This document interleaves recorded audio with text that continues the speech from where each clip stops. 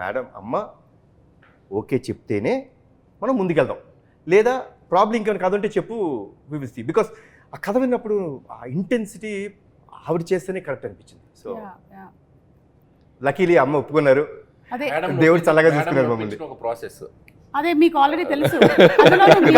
నవ్వుతున్నారు చూసారా, ఎందుకని అడగండి, అనిల్ ఆవిడని అడగండి, మేడం చెప్పండి విజయశాంతి గారు. అలా పట్టుకుంటారా? అలా అవునా? తిరుగుతూనే ఉంటాను, మనకి చిరాకు వచ్చి నమస్కారం రండి చెప్పండి కథ చెప్పండి, అలా అయిపోద్ది అసలు. సరిలేరు టైంలో she's not at all interested, అంటే వెరీ బిజీ ఇన్ పాలిటిక్స్. అసలు సినిమా అనేది ఆవిడకి అసలు ఐడియా లేదు, అసలు చేద్దామంటే మేబీ ఇంకో అప్పుడు ఆ టైంలో అసలు లేదు. ఇక నేనేమో విజయశాంతి గారిని ఎలాగైనా అప్పటికి ముందు ఒకసారి వెళ్ళి ఫెయిల్ అయ్యా, రాజా దగ్గర టైంలో వెళ్ళి కలిసా, అప్పుడే ట్రై చేశా. చాలా సినిమాల నుంచి ప్రయత్నం చేస్తున్నారు. అప్పుడు వెళ్ళాను, అప్పుడు పాపం కొద్దిగా మొహమాటం, మరి మొహం మీద చెప్పలేరుగా. లేదమ్మా నేను పాపం నో చెప్పలేక చెప్పారు, అది నాకు అర్థమైంది. మేడంకి కొద్దిగా మొహమాటం ఉంది, దీని మీద మనం ఫోకస్ చేయాలి. మీకు అర్థమైందా? మీ వీక్ పాయింట్ ని పట్టుకొని అర్థమవుతుందా? సో ఇక సరిలేరు టైంలో వెళ్ళి అంటే శ్రీనివాస్ గారు ఉన్నారు, అంటే they both have script judgement బాగుంటుంది, విజయశాంతి గారిదైనా శ్రీనివాస్ గారిదైనా. శ్రీనివాస్ గారు అంటే మన హస్బెండ్. సో సార్ది కూడా పర్ఫెక్ట్ జడ్జిమెంట్. అంటే కమర్షియల్ కథ అయినా ఏ కథ అయినా మనం జస్ట్ కథ అంతా చెప్పాల్సిన పనిలే, జస్ట్ ఒక ఐడియా చెప్తే చాలు, ఇది వర్క్ అవుతుందా లేదని వాళ్ళు చెప్పేయగలరు. సో నాకు తెలిసి ప్రదీప్ గారికి ఎలాంటి ఎక్స్పీరియన్స్ ఉందో. అమ్మ మీరే చెప్పాలి. అదే అంటే ఆయన కూడా స్వాతి ముత్యం లాగానే వచ్చి మళ్ళీ కథ వినిపించి, అసలు ఆయన ఏమైనా అనిల్ గారి దగ్గర ట్రైనింగ్ తీసుకుని వచ్చారా? డౌట్ గా ఉంది, వీళ్ళేదో మాట్లాడుకుని ఉంటారు. నేను ఇలా పడ్డాను, నువ్వు కూడా అలా పడు, నా ఫ్రెండ్ ఒప్పుకుంటుందేమో అని చెప్పుంటారు. అది కాదు పాప, మనోడికి డెడ్ లైన్ కదా, నేను చేయను ఆ సినిమా. అమ్మో ఇంక ఈయన చేయనంటే ఆవిడ ఒప్పుకోకపోతే ఈయన చేయనంటాడు. చెప్పాడు మీరు చేయకపోతే బాబు చేయనన్నారు. అమ్మా నా లైఫ్ పోతుంది, దయచేసి ఎలాగని ఒప్పుకోండి. పెద్ద మెడిసిన్, చాలా పెద్ద విషయం. కళ్యాణ్ రామ్ గారు, అర్జున్ క్యారెక్టర్ కి కళ్యాణ్ రామ్ గారికి డిఫరెన్సెస్ కానీ లేకపోతే సిమిలారిటీస్ కానీ ఏమైనా ఉన్నాయా? ఫైట్లో ఒకటి నేను బైట్ చేయనండి, ఎవరిని కొట్టలేదు ఇప్పుడు దాకా. అది మినహాయిస్తే అమ్మ పట్ల అంటే నేను అమ్మగారికి ఇచ్చే గౌరవం కానీ, ఆవిడ్ని నేను అంత బాగా అంటే షీజ్ ఎవ్రీథింగ్ ఫర్ మీ అండి. Like my mother is everything for me. Like if my mom wouldn't have been there, probably today my character which is being talked or which is being told is not there. So that is very similar and it's exactly in what Arjun character is in this film. బయట కూడా చాలా discipline పెట్టా, very discipline. Okay, చాలా ప్రేమ ఆప్యాయతకి విలువలు ఇచ్చే మనిషి నిజంగా. So వాళ్ళ మదర్ కూడా అలా పెంచాడు ఆయన్ని. అంటే మేము ఈ కాలంలో నేను అదే అంటానండి, ఈ కాలంలో అంత డిసిప్లిన్గా అంత పద్ధతిగా పెద్దవాళ్ళకి గౌరవం ఇవ్వడం రేర్. అది బాబులో చూసాను నేను నిజంగా. సో చక్కగా బాండ్ అన్నది ఏర్పడింది ఈ సినిమాలో మా ఇద్దరికి. ఐ థింక్ అది కంటిన్యూ అవుతే బాగుంటుంది అన్నది. మేడంలో ఉన్న గ్రేట్నెస్ ఏంటంటే, సో బయట అంత పొలిటికల్ అంత హుందాగా అంత కొద్దిగా రెబల్గా కనపడతారు కదా, మళ్ళీ షూటింగ్ స్పాట్కి వస్తే ఎంత స్వీట్గా ఉంటారంటే very down to earth, very discipline. డైరెక్టర్స్కి ఆ కంఫర్ట్ ఇస్తారు. సో మరి అంటే అది అంటే స్విచ్ అవటం కూడా చాలా గొప్ప విషయం. సో ఒప్పుకునేంత వరకే అంతే, దిగాక అసలు వెరీ స్వీట్. ఎందుకంటే మేము ఆల్మోస్ట్ క్లైమాక్స్ అంటే వి డిడ్ 18 nights. అబ్బా 18 nights చేసాం. మీరు నమ్మరండి, not even a single day there was a complaint or anyone like ఇవాళ నేను తొందరగా వెళ్ళిపోతాను, అక్కడేదో రియాక్షన్ పడతాను కదా, లెట్ మీ డూ. అసలు ఏమి లేదండి.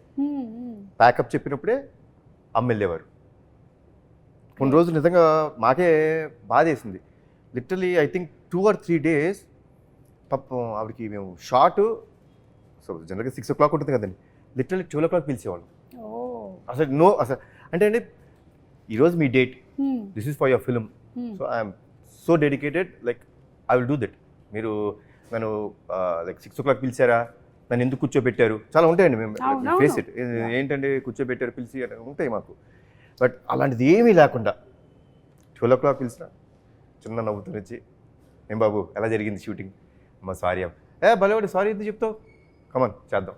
సో క్రికెట్ లో జనరేషన్ గోల్డ్ అంటున్నారు కదా, so Ah. Generation gold. Gold. Generation gold, yes, always gold అండి. అండ్ గోల్డ్ కన్నా ఇంకేమైనా పైన ఉంటే అది డైమండ్స్. అలాగే అనిల్ గారు, మీకు కూడా పోలీస్తో చాలా అనుబంధం ఉంది కదండి. మీరు Yeah. ఫస్ట్ సినిమా తీసిందే పటాసు, ఆ తర్వాత రాజా ద గ్రేట్లో ఉంది, తర్వాత సర్లేరు మీకు ఎవరు ఆర్మీ బ్యాక్డ్రాప్ ఉంది. సో మీకు కూడా ఈ police connection, what is this police connection? నాకు ఈ మధ్య ఇంటర్వ్యూలో క్వశ్చన్ అడిగితే నాకు అర్థం కాలేదు. నేను చేసిన 8 ఫిల్మ్స్ ఆల్మోస్ట్ భగవంత్ కేసులో బాలయ్య గారు కూడా పోలీసే, మన Almost. సంక్రాంతికి వస్తున్నా కూడా కూడా పోలీసే. ఎక్స్కాప్ కదా. Yeah. ఏదో కనెక్షన్ ఉంది. పోలీస్ అంటే Ah. మనం ఏంటంటే ఒక రియల్ లైఫ్ హీరోలో కనపడుతుంది నాకు ఆ పాత్ర. సో మనం ఎందుకంటే మనం ఒక రియల్ లైఫ్ క్యారెక్టర్స్తో సినిమా చేసేటప్పుడు ఒక హీరో పాత్ర ఎలివేట్ చేయడానికి ఒక పోలీస్ కంటే బెటర్ ప్రొఫెషన్ కానీ ఏది ఉండదు అనుకుంటున్నాను. సో దట్ ఈస్ అంటే మోర్ పోలీస్ అనేది నంబర్ ఆఫ్ వాటికి కనెక్ట్ అయి ఉంటున్న డిపార్ట్మెంట్ అది. సో మీకు పొలిటిక్స్కి కనెక్ట్ అవుద్ది, సినిమాకి ఎటువైపు అయినా కనెక్ట్ అయి ఉండే ప్రొఫెషన్ అది సొసైటీలో. సో ఈజీ టు అంటే మనకి నంబర్ ఆఫ్ క్యారెక్టర్స్ కానీ ఎలివేషన్స్ కానీ యాక్షన్ స్క్రిప్ట్స్ చేయాలంటే కూడా సో పోలీస్ అనేది చాలా కంఫర్టబుల్ ఉంటుంది. Okay. తెలియకుండా పటాస్ అంటే నాకు క్వశ్చన్ అడగాలని ఉంది అనిల్ని. అడగలే- నాకు ఆ రోజు నుంచి నాకు అంటే ఉండిపోయింది, నేను ఇప్పుడు అడగలేదు అనిల్ని. అనిల్ కథ చెప్పా గుర్తుందా? సార్ కథ చెప్పిన రోజు గుర్తుంది కదా? Yeah. కథ చెప్పినప్పుడు అంటే I said that incident, but I never ask what he felt. కథ చెప్పారండి, లిటిల్ వెళ్ళి హక్ చేసుకొని, నువ్వు అంటే కొన్ని చెప్పకూడదు, you will be next level director, చాలా బాగుంది, కానీ నేను ఈ సినిమా చేయను అనిల్ అన్న. అప్పుడు నీ మైండ్లో ఏంటి ఫీలింగ్ చెప్పు? అప్పటికి వెంకీ హాసన్ రాయలేదు.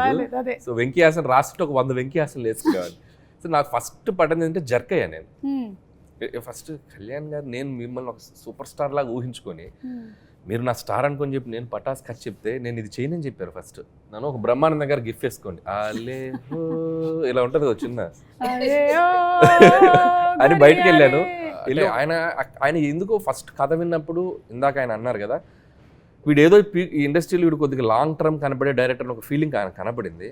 సో అదే కాన్ఫిడెన్స్ తోటి సరే ట్రై చేద్దాం ఉన్నారు. అండ్ ఇక్కడ నాకు ఒకటి లైఫ్ టైం గ్రాటిట్యూడ్ ఉండాలి కళ్యాణ్ గారికి. నేను నువ్వు చేసుకున్న ఈ కథకి హీరో నేను, నువ్వు ఈ సినిమాతోనే డైరెక్టర్గా పరిచయం అవుతావు. ఇండస్ట్రీలో ఈ సినిమా ఎవరు తీసినా తీయకపోయినా నందమూరి తారక రామారావు ఆర్ట్స్ మీద కళ్యాణ్ రామ్ ప్రొడ్యూసర్గా ఈ సినిమా నేను తీస్తా. ఇప్పుడు నేను ఓం తీసి నేను ఫైనాన్షియల్గా స్ట్రగుల్లో ఉన్నా కూడా నీ కోసం సినిమా తీస్తాను.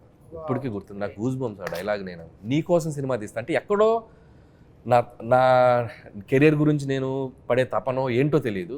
ఒక డైరెక్టర్ నీడు ఒక ఇండస్ట్రీకి ఇద్దాం అనుకున్నాడు ఏంటో, ఆయన మైండ్ సెట్ ఎలా ఉందో నాకు తెలియదు. ఆయన అలాగే చాలా మంది డైరెక్టర్స్ వచ్చారు సో ఇండస్ట్రీకి. అంటే ఆయన చేయకూడదు అనుకోవచ్చు, బట్ తెలీదు. But the result and now I'm feeling very proud.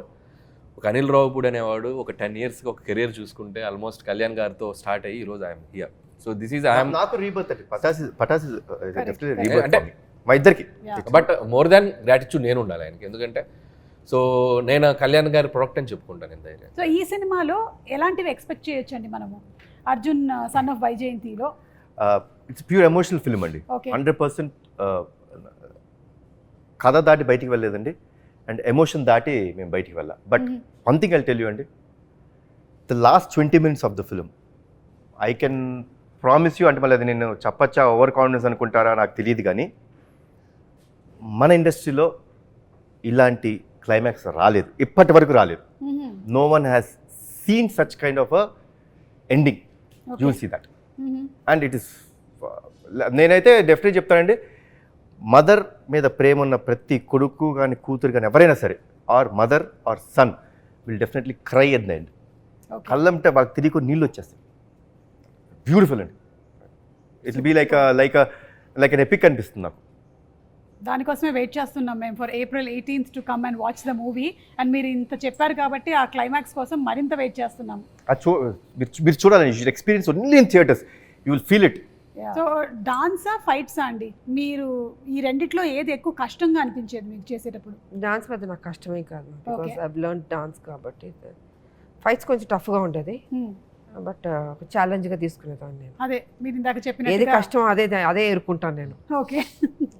Dance అన్నది చాలా easy, with all the heroes పనిచేస్తాం కాబట్టి బాగానే ఉంటుంది సరదాగా.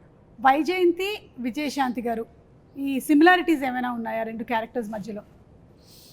విజయశాంతి గారు as a politician, this is a mother కదా, దీంట్లో యా, తల్లి కొడుకు మధ్యన ఏం జరుగుతుంది, ఎలా ఉంటుంది అన్న కొంచెం డిఫరెంట్గా ఉంటుంది.